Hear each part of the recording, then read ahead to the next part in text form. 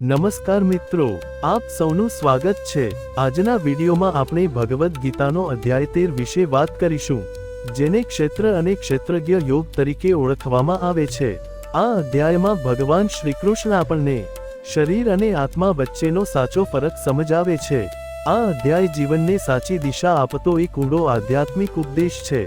અધ્યાય 13 નો મુખ્ય વિષય ભગવાન કૃષ્ણ કહે છે, માનવ જીવનમાં બે મુખ્ય તત્વો છે, એક ક્ષેત્ર અને બીજું ક્ષેત્રજ્ઞ। ક્ષેત્ર એટલે શરીર અને ક્ષેત્રજ્ઞ એટલે આત્મા, જે આ શરીરને જાણે છે અને અનુભવ કરે છે। ક્ષેત્ર એટલે શું? શરીર। ક્ષેત્ર એટલે આપણું આ દૃશ્યમાન શરીર। આ શરીર જન્મે છે, વૃદ્ધ થાય છે અને અંતે નાશ પામે છે। શરીરમાં શામેલ છે 5 તત્વો, 5 ઇન્દ્રિયો, મન, બુદ્ધિ અને અહંકાર। શરીર બદલાય છે, પણ એ સત્ય નથી, એ માત્ર એક સાધન છે। ક્ષેત્રજ્ઞ એટલે શું? આત્મા। ક્ષેત્રજ્ઞ એટલે આત્મા, જે શરીર અંદર રહીને બધું જુએ છે, અનુભવે છે અને જાણે છે। આત્મા અવિનાશી છે, તે ક્યારેય જન્મતી નથી અને ક્યારેય મરતી નથી। શરીર નાશ પામે છે, પણ આત્મા સદા રહે છે।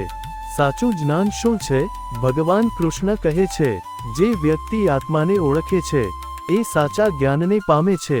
સાચું જ્ઞાન એટલે નમ્રતા, અહંકારનો ત્યાગ, સહનશીલતા, સત્ય અને ઈશ્વર પ્રત્યેની ભક્તિ।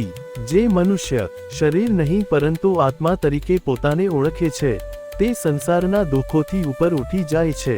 આધ્યાત્મિક લાભ અધ્યાય 13 આપણને શીખવે છે કે હું શરીર નથી, હું આત્મા છું। આ સમજણથી ભય દૂર થાય છે, મોહ ઓછો થાય છે અને જીવનમાં શાંતિ આવે છે। આ અધ્યાય આત્મજ્ઞાન તરફ લઈ જતો માર્ગ છે। ઉપસંહાર કન્ક્લુઝન।